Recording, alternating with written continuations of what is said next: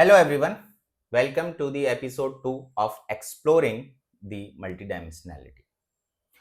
Last video में हमने मल्टीडायमेंशनैलिटी के बारे में एक इंट्रोडक्टरी वीडियो बनाया था जिसमें हमने उसके कुछ डायमेंशंस को एक्सप्लोर किया था।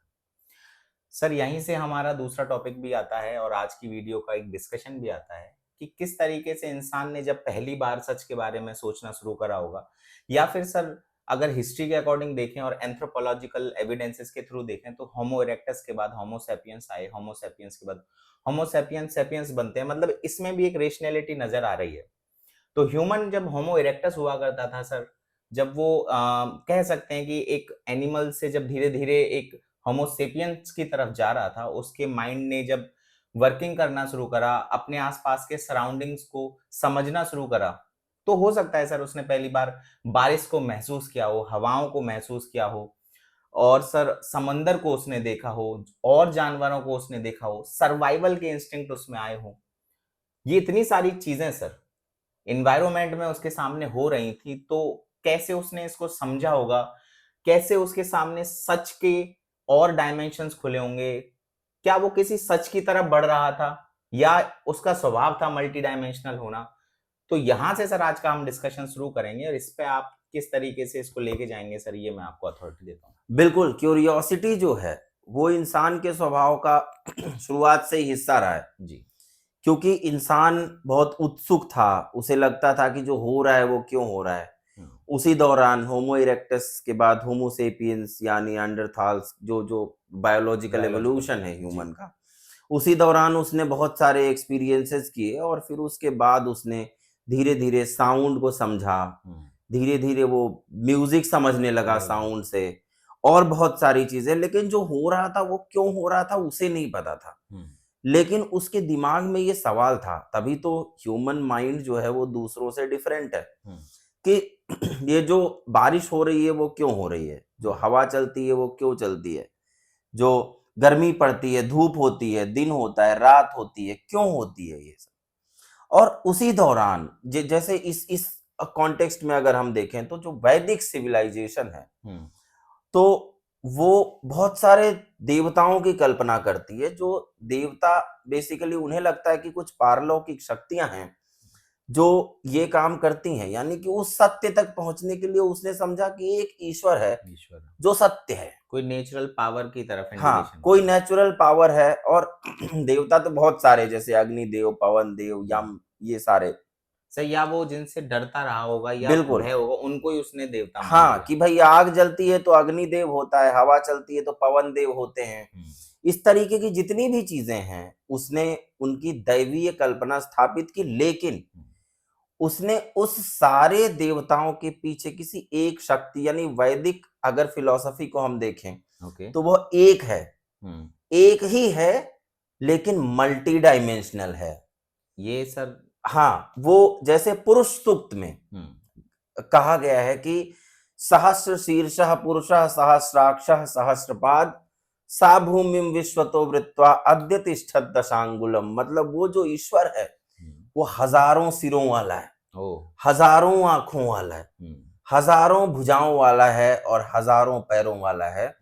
और वो इस धरती के चारों तरफ, मतलब पूरी पृथ्वी पर, वो पृथ्वी को आवृत्त करके घूम रहा है। और उसे हम माप नहीं सकते अपने 10 उंगलियों की इकाई से, क्योंकि मापने की, मेजरमेंट की सबसे जो लार्जेस्ट यूनिट थी उस समय इंसान के पास, वो क्या थी, उसकी 10 उंगलियां थी। उनको वो इकट्ठे रह के मेजरमेंट कर सकता था रख के, या फिर उन्हें फैलाकर।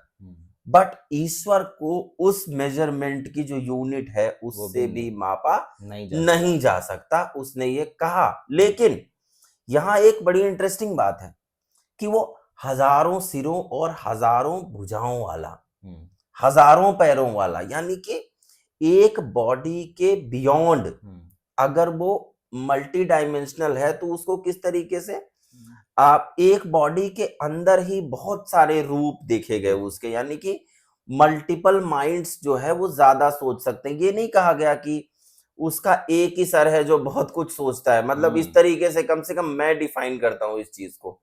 तो ये मल्टी डायमेंशनैलिटी का एक्सप्लेनेशन मुझे हमेशा से लगता है, और मुझे लगता है कि बहुत सारी कल्पनाएं जो है वो इसी श्लोक से निकली हैं, मनुष्य की हो चाहे ईश्वर की हो, जो कि पुरुष सूक्त में यहाँ पे दिखाई पड़ता है।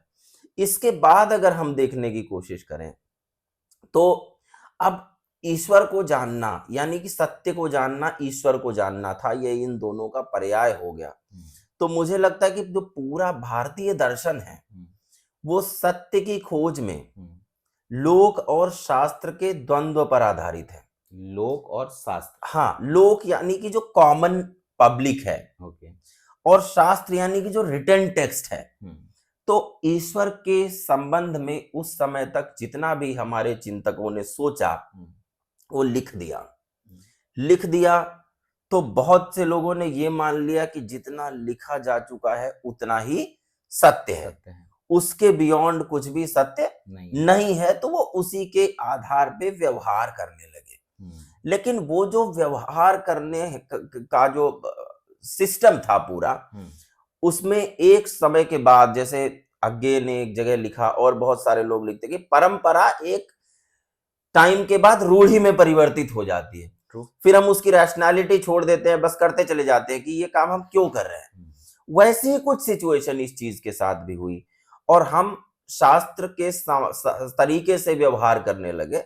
और वो जो शास्त्रोचित व्यवहार था, फिर उसके पीछे हमने ये नहीं देखा कि उचित क्या है, अनुचित क्या है, समय के हिसाब से कुछ चीजों को बदलना चाहिए। लेकिन इसकी प्रतिक्रिया, अच्छी बात यह है कि ह्यूमन माइंड से ही हुई, क्योंकि इंसान ही क्यूरियस व्यक्ति है। तो वो सोचता रहता है लगातार कि हम ऐसा ही क्यों सोचें, जितना बताया जा चुका है ईश्वर तो उसके बियॉन्ड भी कुछ हो सकता है। क्योंकि लोगों ने ये सोचा कि शास्त्र जो कह रहा है, और यहीं से फिर हम आगे बढ़े और बहुत सारी फिलॉसफीज पैदा हुई भारत में ही, भारतीय दर्शन के हिसाब से, जो इसकी प्रतिक्रिया रूप में आई। वैदिक जो इमेजिनेशन थी सत्य की या ईश्वर की। लेकिन इसके साथ हमको एक और चीज समझ लेनी चाहिए, उसके बाद हम आगे बढ़ सकते हैं जी। हमारा जो प्राचीन भारतीय दर्शन है, अगर हम माइथोलॉजिकल कॉन्टेक्स्ट में भी बात करें तो वो भी अपने आप में बहुत मल्टी डायमेंशनल है। जैसे दो बहुत बड़े महाकाव्य जिसने भारत के पूरे समाज को प्रभावित किया, रामायण और महाभारत। रामायण में 4 भाई जो लड़ रहे हैं कि मैं राज्य नहीं लूंगा, तुम राज्य ले लो। वाह। और महाभारत जिसमें एक भाई दूसरे भाई को सुई की एक नोक बराबर जमीन देने के लिए तैयार नहीं है। हम कैसे कहें कि इसमें से कौन सा सत्य है? क्या बात है। जो जिस परिस्थिति में हुआ वो उस परिस्थिति, उस काल, उस समय के हिसाब से सच था। और उस कॉन्टेक्स्ट में, उस कॉन्टेक्स्ट तो दो मतलब भाइयों की है, इसीलिए हम सर्वे करके नहीं पता लगा सकते कि महाभारत ज्यादा पॉपुलर है या रामायण। दोनों के दर्शक हैं और जो रामायण देख रहा है वही महाभारत भी देखता है। इसलिए जो सत्य है वो बहुकोणीय है, मल्टी डायमेंशनल है। तो सर क्या आप इस तरफ इशारा कर रहे हैं या आप ये बताने की कोशिश कर रहे हैं कि इंसान जो है वो इतना क्यूरियस है या उसका जो ब्रेन है वो शुरुआत से ही मल्टी डायमेंशनलिटी के अराउंड में ही सोच पा रहा है? या फिर सर कुछ उदाहरण ऐसा आप दे पाए कि कैसे शुरुआत हो रही है कोई भी चीज, जब मैं कुछ महसूस कर पा रहा हूं तो मैं कैसे उसको, जैसे आपने कहा बहुआयाम है, तो उस बारे में कैसे सोच पा रहा हूं? जैसे 2 महाकाव्यों के बारे में भी आपने कहा, तो इनके जो राइटर्स हैं उन्होंने भी तो सर ऐसा सोचा होगा, तो ऐसा कैसे होगा? बिल्कुल, जैसे इसके उदाहरण तो बहुत सारे हैं, हम इन उदाहरणों पे ही मुख्य रूप से चर्चा करेंगे तो बात क्लियर हो जाएगी सारी। जैसे पहली चीज, जैसे कहते हैं कि मनुष्य के जीवन का अंतिम लक्ष्य क्या है, दर्शन कह रहा है तो बहुत सारे चिंतकों ने कहा मोक्ष की प्राप्ति जी। लेकिन मोक्ष मात्र मनुष्य का अंतिम ध्येय नहीं है, उसके जीवन के 4 उद्देश्य हैं। 4 उद्देश्य: धर्म, अर्थ, काम, तब मोक्ष। यानी कि धर्म के समय अगर किसी व्यक्ति ने ब्रह्मचर्य के दौरान धर्म का पालन नहीं किया, ब्रह्मचर्य का पालन नहीं किया, और गृहस्थ जीवन में धर्म का निर्वाह यानी कि गृहस्थ धर्म का पालन नहीं किया, क्योंकि धर्म तो हमारे लिए धारण करना है, कर्तव्य का पालन है, तो फिर वो मोक्ष नहीं प्राप्त कर सकता। यानी कि जब जो कर्तव्य आपको निभाना है उस दौरान आप वो कर्तव्य करें। तो आप ब्रह्मचर्य में जाएंगे तो ये नहीं माना जाएगा कि आप गृहस्थ जीवन में थे तब आप ब्रह्म को क्यों नहीं याद कर रहे थे।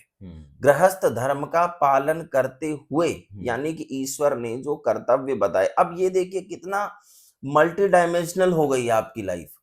चारों चीजें ठीक वैसे ही जैसे गृहस्थ, वानप्रस्थ, सन्यास और ब्रह्मचर्य, हमारे 4 आश्रम हो गए। तो विद्यार्जन जब करना है तो आपको ब्रह्मचर्य का पालन करना है। गृहस्थ जीवन में आपको गृहस्थ धर्म का ही पालन करना है, विवाह करना है, आप संतान उत्पत्ति करनी है। फिर वानप्रस्थ के टाइम आपको ट्रैवलिंग करनी है, घूमना है, समाज को जानना है, तब आप सन्यास की तरफ बढ़े। ऐसे नहीं कि बचपन से ही आप सन्यासी हो गए तो उसको कोई आदर्श स्थिति नहीं माना गया बहुत ज्यादा। हमारे अधिकांश जो ऋषि थे वो उनकी संतानें थी। वो ऐसे नहीं थे तपस्वी की पैदा होते ही तपस्या में चले गए। बिल्कुल सर, अधिकांश ऋषियों के साथ ये है। तो उनकी लाइफ भी, जो उनका भी जीवन है वो बहुत मल्टी डायमेंशनल है। तो इसका एक उदाहरण तो ये हुआ।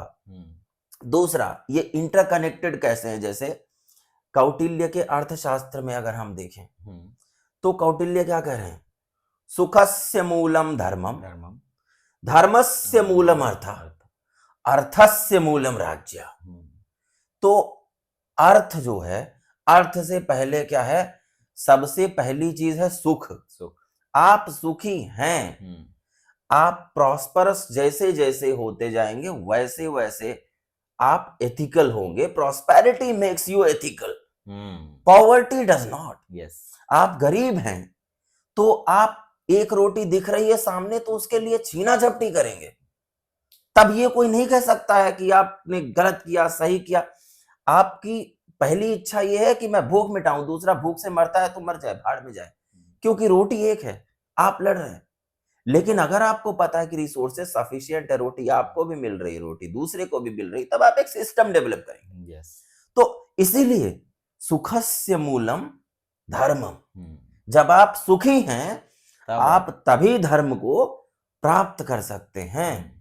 और जब आप धर्म प्राप्त कर पाएंगे, यानी कि एक सिस्टम बनेगा, तब सोसाइटी में एक सिस्टम बनेगा, तब आप आर्थिक उपार्जन कर पाएंगे, तब लड़ाई झगड़ा और बहुत सारी चीजें। अब देखिए कितना पर्सपेक्टिव है इस चीज में कि अगर इन सारी चीजों को एक से भी अलग कर दिया गया दूसरी से, अगर एक डायमेंशन भी खंडित हुआ तो फिर हमें बात नहीं समझ में आएगी किसी भी तरीके से। इसीलिए यदि कोई भीख मांग रहा है तो वो उतना ही सत्य नहीं है कि वो भीख मांगता हुआ व्यक्ति, और इसी कॉन्टेक्स्ट में हम जैनिज्म की बात कर सकते हैं कि अनेकांतवाद और स्यादवाद क्या कहता है, ये मल्टी डायमेंशनलिज्म या many sidedness of the truth, जिसके लिए जैनिज्म में वो बहुत पॉपुलर कहानी है जिसको बाद में गांधी जी ने भी यूज किया, 6 blind man and an elephant.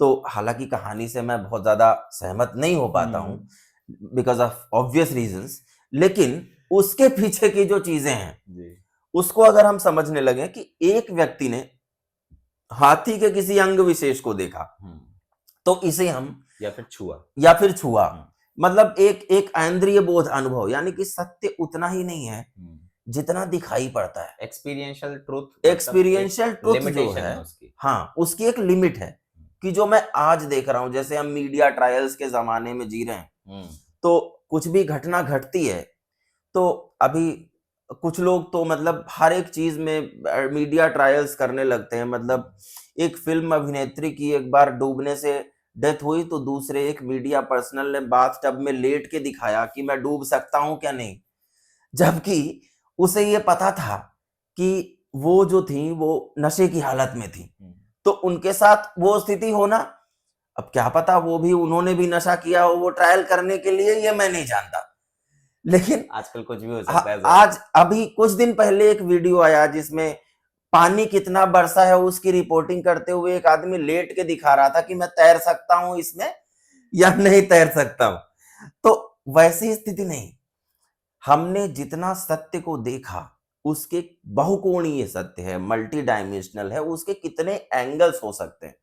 यानी कि जिस व्यक्ति ने कहा कि हाथी तो एक वृक्ष की तरह है पैर को देखकर, तो वो एक एंगल की बात कर रहा था, वो एंगल पूरी तरह से झूठ भी नहीं था और पूरी तरीके से सत्य भी नहीं था, वो एक आंशिक सत्य था। तो ये नहीं कहा जा सकता कि ये भी गलत है, वो भी गलत है, वो भी गलत है, नहीं।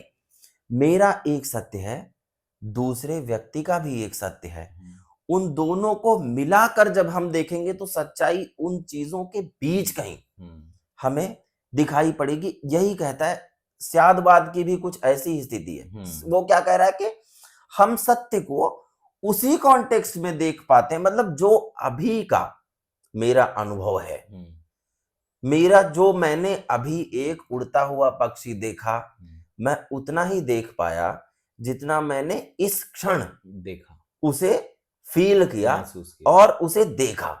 उसके बियॉन्ड भी बहुत सारी सच्चाई है जो मुझे अभी नहीं दिख रही है। यानी कि कैसे वो सापेक्ष सत्य है जी। दूसरा किसी दूसरे एंगल से देखेगा तो वो दूसरे ढंग से बयान करेगा।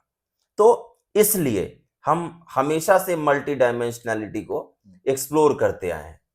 लेकिन सर फिर तो ये वही वाली बात होगी कि हम ऐसा मान के चल रहे हैं, जैसे आपने एग्जांपल्स तो बताए, लेकिन व्यूअर्स का सोचना हो सकता है, या मैंने भी कई सारी ऐसी चीजें पढ़ी हैं जहां हमें दिख रहा है कि नहीं, ईश्वर तो एक है, सत्य तो एक है, एब्सोल्यूटिज्म पे भी लोग बात कर रहे हैं। तो क्या इसमें कोई और उदाहरण, जैसे आपने जैनिज्म की बात करी सर, तो कोई और, जैसे बुद्धिज्म भी कुछ कह रहा है क्या, या हिंदू फिलॉसफी भी कुछ बात कर रही है क्या? तो सारे डायमेंशंस को थोड़ा आप एक्सप्लोर करके बताइए। हाँ बिल्कुल, हिंदू फिलॉसफी में तो हमने डिटेल में डिस्कस किया, वैदिक वाला जी। और भी अगले एपिसोड्स में डिटेल में डिस्कस करेंगे, क्योंकि हम चाहते हैं कि आप जिस तरीके से तथ्य आगे बढ़ते जाएं उसी तरीके से हम उदाहरणों की बात करें जी।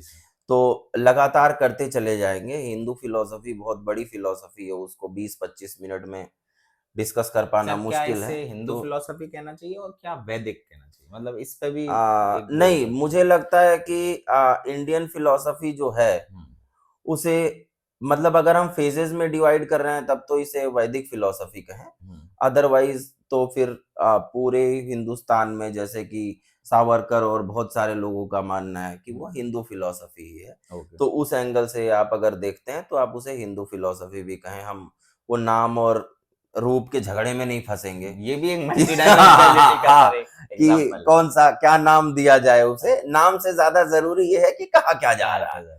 हाँ, वो लोग तय कर लेंगे कि उन्हें क्या कहना है। ठीक है। तो अब इस हिसाब से अगर हम देखने की कोशिश करें, जैसे बुद्धिज्म क्या कह रहा है कि संसार में दुख ही दुख है। दुख का कारण क्या है? डिजायर्स, तृष्णा, इच्छा। तृष्णा का कारण क्या है? फिर ऐसे वो बढ़ते चले जाएंगे। तो बुद्ध ने कहा ऐसे अनंत व्याख्याएं संभव है, आप पूछते चले जाओ उसका कारण क्या है, उसका कारण क्या है, उसका कारण क्या है, मैं सबका कारण बताता चला जाऊंगा और ये अनंत है, ये चलता ही रहेगा। तो आप क्या करें? तो आप ये करें जैसे कि उन्होंने अब जो बताया उसमें सबसे बड़ी बात उन्होंने क्या कही? एनलाइटन योरसेल्फ, अपदीपो भव। अपने आप को, अपनी सच्चाई की खोज खुद करें, अपना दीपक स्वयं बने। यानी कि आप चीजों को महसूस करना, केवल उसी को सत्य न माने जो किसी दूसरे ने कही। इसीलिए मैंने कहा ये लोक और शास्त्र का द्वंद्व है। यहां पर जाके ये जो डायलेक्टिक है वो पूरी तरीके से खुल जाता है। कैसे खुल जाता है कि मैं क्या मानता हूं सत्य। जैसे स्वामी दयानंद सरस्वती का शास्त्रार्थ हुआ, तो उसमें सहजानंद सरस्वती के साथ शायद, आई मे बी रॉन्ग, बट अगर मेरी मेमोरी ठीक है तो उनके साथ ही, तो उन्होंने एक सवाल पूछा दयानंद से कि स्वामी जी ये बताइए कि जो वेदों में लिखा है वही सत्य है? तो उन्होंने कहा, तो फिर उन्होंने कहा कि उसके अलावा सब कुछ मिथ्या है? उन्होंने कहा। फिर उन्होंने एक सवाल पूछा, उन्होंने कहा कि जो वेदों में लिखा है वही सत्य है, ये भी क्या वेदों में लिखा है या ये आपने कहा है? ये बड़ी मजेदार व्याख्या है। जी जी। अब इस ढंग से अगर देखें तो कोई भी दार्शनिक पुस्तक जो भारत में लिखी गई, मेरी जानकारी के हिसाब से वो ये दावा नहीं कर रही कि हमने जितना कहा या इस पुस्तक में जितना लिख दिया गया है सत्य उतना मात्र है। उन्होंने यही कहा है कि ईश्वर अव्याख्येय है। सत्य की व्याख्या एक सीमित रूप में ही की जा सकती है, उसके बियॉन्ड भी बहुत कुछ है जो सत्य है। जैसे राम का सीता को दिया गया वनवास वाल्मीकि के लिए उनके राजा होने के एक कर्तव्य का निर्वहन था। भवभूति के लिए वो उन पर पड़ने वाले एक प्रेशर ग्रुप का दबाव कि कैसे ब्राह्मण समाज के दबाव में राम ये फैसला करते हैं। और मध्यकाल तक आते आते तुलसीदास ने इस घटना को ही निकाल दिया क्योंकि वो नहीं एक्सेप्ट कर सकते थे कि उनके राम जो है वो अपनी पत्नी को वन भेज दें किसी के भी दबाव में। तो अब ये बड़ी इंटरेस्टिंग स्थिति है कि कैसे एक ही घटना को, जिसे बहुत लोग, हमारे लिए ये भी आलोचना से परे नहीं रही, भवभूति के उत्तर रामचरितम में जब राम शंभू को मार रहे हैं तो उनका हाथ कांप रहा है। वो दिखाई पड़ता है कि किस तरीके का एक दबाव है और राजा उस दबाव से कैसे विमुख नहीं हो सकता, उसे करना पड़ रहा है। तो वो एक विशुद्ध राजनीति बन जाती है और बड़ी खूबसूरती से उन्होंने दिखाया। और फिर तुलसीदास उसे गायब कर देते हैं क्योंकि तुलसीदास को सही नहीं लगा होगा कि उनका भगवान किसी एक व्यक्ति का इस प्रकार से वध कर दे। हालांकि ये अलग बात है, उन पर बहुत सारे आरोप लगाए गए तुलसीदास पे बाद में। तो मैं इसलिए कह रहा हूं, ये मेरी व्याख्या है अपनी। मैं मानता हूं कि उन्होंने इस तरीके से इस प्रसंग को निकाल दिया होगा, संभवतः उन्होंने ये सोचा हो ये करने के पीछे। तो अब कितनी डायमेंशनैलिटी इसमें आ गई, हम कितने तरीकों से देख रहे हैं। तो अपने अनुभव के हिसाब से तो उन्होंने लिखा और बताने की कोशिश की। तो ईश्वर वो है जिसे आप जिस रूप में महसूस करें, और इसीलिए बुद्धिज्म और जैनिज्म तक पहुंच के चारवाक के समय में, है ना, तो चारवाक क्या कह रहा है? वो यही कह रहा है कि भाई जिंदगी में जो करना है वो कर लो, क्योंकि भस्मीभूत देह का कोई भरोसा नहीं है। पुनर्जन्म होगा कि नहीं होगा हम नहीं जानते, बृहस्पति वो बताने की कोशिश कर रहे हैं। तो जो भी कुछ सार है दुनिया का वो इसी संसार में है। तो अब इन्होंने सत्य को इस तरीके से देखा। कुल मिला के मनुष्य की क्यूरियोसिटी जैसे जैसे शांत होती चली गई, मनुष्य जैसे जैसे उन सवालों के हल जानता गया जो सवाल उसके दिमाग में थे, और वही एंशिएंट फिलॉसफी जब मॉडर्न फिलॉसफी तक पहुंचती है तो नीत्शे जैसे लोग कहते हैं कि ईश्वर मर गया है, क्योंकि हमको बहुत सारी चीजों का हल मिल चुका था। लेकिन गांधी इस बात से अग्री नहीं करेंगे। अब हम इस झगड़े में नहीं पड़ सकते कि नीत्शे के हिसाब से मर गया तो गांधी के हिसाब से क्या सच है। जो गांधी का सच है वो गांधी का सच है, जो नीत्शे का सच है वो नीत्शे का सच है। उन सभी को जानने के बाद हमको नीत्शे या गांधी की तरफ नहीं खड़ा होना है, उसके बीच से हमें अपनी सच्चाई निकालनी है। दही को मथने से मट्ठा अलग बनता है और मक्खन अलग निकलता है। मक्खन के ऊपर इन्फ्लुएंस है दही का, लेकिन वो केवल दही नहीं है और ना ही वो केवल घी है। तो ये हमें सोचना है। तो सर, जैसे अभी आपने कहा कि गांधी का अपना सच है, नीत्शे का अपना सच है, मेरा अपना सच है, समाज का अपना सच है, क्या सारे सचों को मिलाया जाए तो कोई एक सच बन सकता है? क्या ऐसा हो सकता है सर? कम्युनिकेशन, संवाद, डायलॉग, यही जरूरी है ना, जिसको मध्यकाल में कबीर ने कहा सत्संग। सत्संग से ही हम जान सत्संग का मतलब ये नहीं है कि मैं तुम्हारी बात नहीं मानूंगा या तुम मेरी बात नहीं मानोगे या हम सब एक दूसरे की बात मान लें, नहीं। सत्संग, या जिसे एंशिएंट इंडियन फिलॉसफी में कहा गया शास्त्रार्थ, ये कम्युनिकेशन का प्रोसेस है। हजारों वर्षों की भारतीय दर्शन परंपरा का शास्त्रार्थ एक अनिवार्य हिस्सा है और वो लगातार चलता रहा है। वैदिक पीरियड के बाद से लेके, जब से हमको माइथोलॉजिकल एविडेंसेस मिलने शुरू होते हैं तब से लेके, यानी कि रामायण और महाभारत के लिखे जाने के टाइम पीरियड से लेके स्वामी दयानंद सरस्वती के जमाने तक, दयानंद सरस्वती एडवर्टीजमेंट निकाल निकाल कर शास्त्रार्थ के लिए लोगों को आमंत्रित करते थे। समाज सुधार करने की परंपरा का उनके लिए ये भी एक अनिवार्य हिस्सा था। इस तरह उन्होंने स्थापित किया, ना कि ये कह दिया कि नहीं जो मैं मान रहा हूं वो सच है। वो लगातार कम्युनिकेशन करते रहे कि हो सकता है मैं गलत हूं, तो जिनको भी लगता है कि मैं गलत हूं वो मेरे साथ शास्त्रार्थ कर सकते हैं। तो ये एक चीज है कम्युनिकेशन, जिससे हम पता लगाएंगे। दूसरी चीज है अपने से जो अलग लोग हैं उनको जानने की कोशिश करना, कि अगर वो वैसा सोचते हैं, अगर वो वैसी कोई प्रैक्टिस करते हैं तो क्यों प्रैक्टिस करते हैं। उनका कोई हो सकता है अपना आंशिक सत्य हो, या जो जो उन्होंने जाना हो सकता है उसके बेसिस पे उन्होंने अपनी कोई जीवन शैली विकसित की हो जिसके कारण वो दूसरी चीज मानते हो। तो जितने ज्यादा से ज्यादा लोगों को हम समझने की कोशिश करेंगे उतना ही ज्यादा हमारा जो होराइजन है वो खुलता चला जाएगा, और तब हम ये नहीं मानेंगे कि जो मैं मानता हूं उतना ही सत्य है, और फिर इस सब के बीच हम एक सामंजस्य बनाने की स्थिति में पहुंच जाएंगे। जैसे कि हमारा कॉन्स्टिट्यूशन भी ये कह रहा है कि हर व्यक्ति को विचार अभिव्यक्ति की स्वतंत्रता है, उपासना की स्वतंत्रता है, अपने धर्म पर विश्वास करने की स्वतंत्रता है।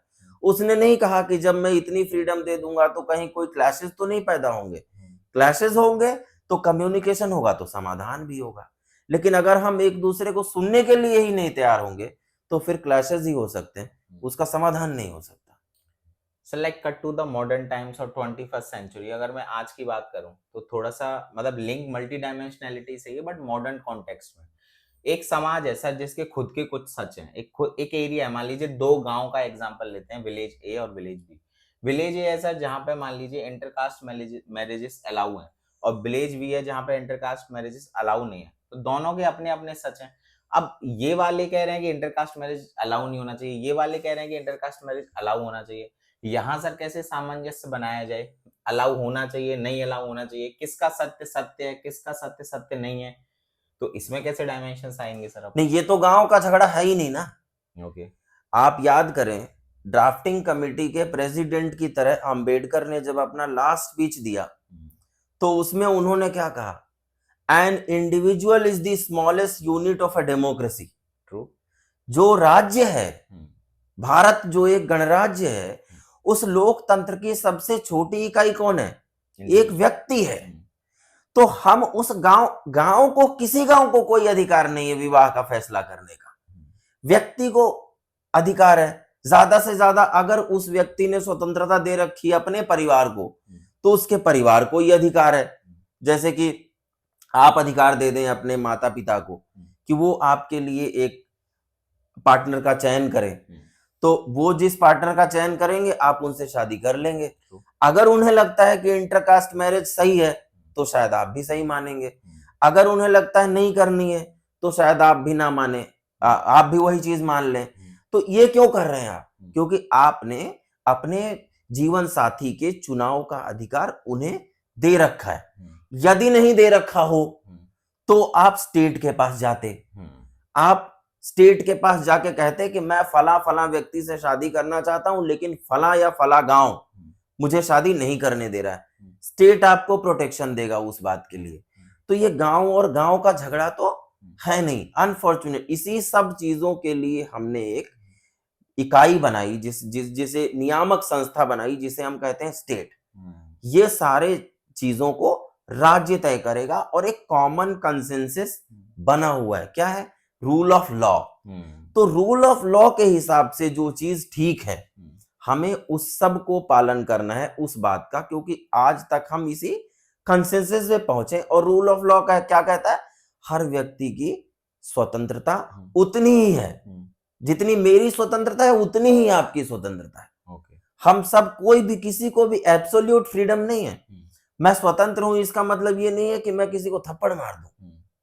मैं आपको कुछ कह सकता हूं, आप भी बदले में मुझे कुछ कह सकते हैं, लेकिन इसका मतलब ये नहीं है कि हम लोग एक दूसरे को गाली देना शुरू कर दें। तो ये जो पूरा का पूरा सिस्टम है, इसीलिए मॉडर्न स्टेट बना जो रूल ऑफ लॉ पे बेस्ड है। अब कुछ लोग, जैसे गांव का झगड़ा तो छोड़ दीजिए, अभी बहुत सारे लोग जो है वो झंडा बरदार बने हुए हैं बहुत सारी चीजों के, कि आपको सावन में क्या खाना है क्या नहीं खाना है।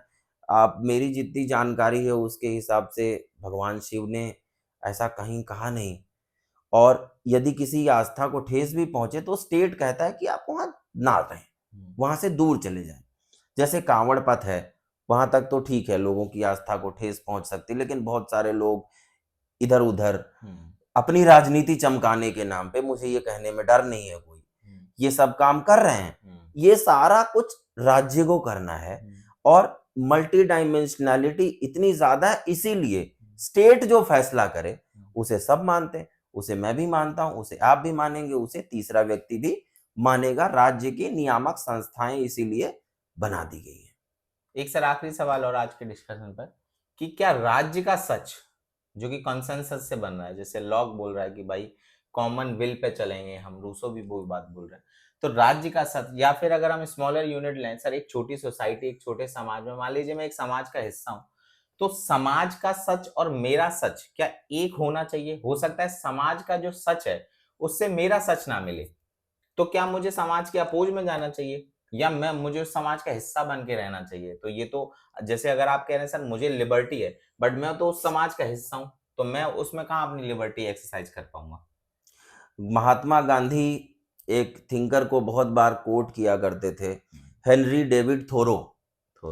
हेनरी डेविड थोरो का एक ऐसे है वॉल्डन, जहां से उन्होंने आइडिया ऑफ सिविल डिसोबीडियंस लिया।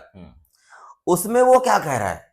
उसमें वो कह रहा है कि मैं स्टेट को, I refuse to pay the taxes to the state, क्योंकि स्टेट उस टैक्स से हथियार खरीद रहा है, जबकि मैं चाहता हूं कि वो लोगों को भूख मिटाए। ऐसा गांधी यहां से क्या लेके आते हैं? सविनय अवज्ञा आंदोलन। और वो क्या कह रहे हैं जब वो नमक कर का विरोध करते हुए डांडी मार्च करते हैं? तो गांधी की फिलॉसफी थोड़ी अलग है। वो क्या कह रहे हैं? मैं अगर राज्य का कानून मानता हूं तो इसका मतलब यह है कि मैं उस ईश्वर के कानून को नहीं मान रहा हूं जो कि कह रहा है कि हर मनुष्य बराबर है। अब ये जो थिंकिंग है वो बहुत कॉम्प्लेक्स लग सकती है, लेकिन इसको हम पॉलिटिकल साइंस के कॉन्टेक्स्ट में देखने की कोशिश करें तो स्टेट अपने आप में एक न्यूट्रल इंस्टीट्यूट है। अगर लोग चाहेंगे तो एक समय एक देश का शासक हिटलर हो सकता है, और देश अगर चाहेगा तो एक समय एक देश के शासक गांधी जी हो सकते हैं। ट्रू। ये अलग बात है कि गांधी जी में वो ताकत थी कि वो हिटलर जैसे व्यक्ति से भी कम्युनिकेट कर सकते थे। हिटलर शायद ये पसंद न करता कि वो गांधी जी से, इसीलिए हिटलर हिटलर है, गांधी जी गांधी जी है। यही तो ताकत है एक व्यक्ति की।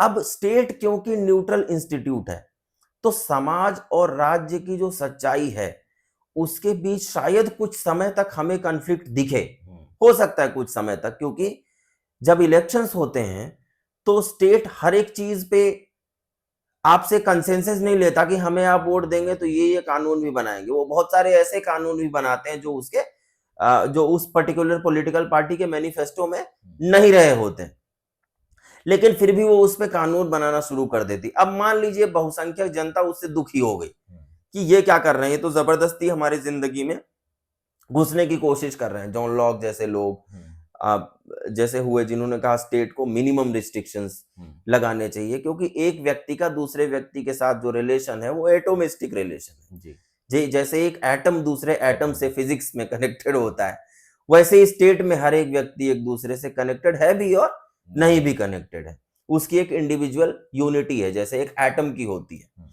तो अब ऐसी स्थिति में क्या होगा? मेजॉरिटी अगर आपके किए हुए कामों को सही मानेगी तो आपको 5 साल बाद दोबारा चलाने देगी, नहीं तो अगर आपको लगता है उसे तो अगले इलेक्शन में आपको पावर से बाहर निकाल देगी। फिर जो दूसरी सरकार आएगी वो हो सकता है उन सारे कानूनों को बदल दे जो कि आपने इस 5 साल के दौरान बनाए हैं।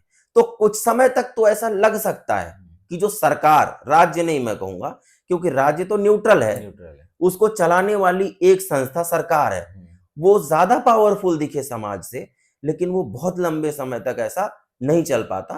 लोग उसे कुछ समय बाद बदल देते हैं और फिर बहुत सारी चीजें बदल जाया करती हैं। बिल्कुल। तो आज के डिस्कशन में हमने देखा कि सत्य जो है उसको एक अगर किताब की फॉर्म में देखा जाए तो उसके कई सारे चैप्टर्स हैं, उसमें से एक चैप्टर पे आज हमने शायद डिस्कशन करने की कोशिश करी, और इतिहास के पन्नों को उठाकर जब देखा तो बुद्धिज्म, जैनिज्म, गांधी, वैदिक लिटरेचर, हिंदू फिलोसफी, उसके बहुआयामों को हमने आज देखने की कोशिश करी। ऐसे ही हम धीरे धीरे एक एक चैप्टर पे इसकी बात करेंगे और हम इस चीज को भी समझने की कोशिश करेंगे कि क्या आज मॉडर्न टाइम्स में, जहां सोशल मीडिया है, जहां ओपिनियंस इतने ज्यादा लोगों के फ्लड हो रहे हैं, जहां एल्गोरिथम है, एआई है, क्या वहां पे सत्य को बनाया जा सकता है, क्या कंसेंट को बनाया जा सकता है, यहां तक हमें पहुंचना है इसके आयामों को देखते हुए। तो हमारे साथ रहिए, कमेंट करते रहिए, शेयर करिए, सब्सक्राइब करिए। आपका बहुत बहुत धन्यवाद। बहुत शुक्रिया। Thank you.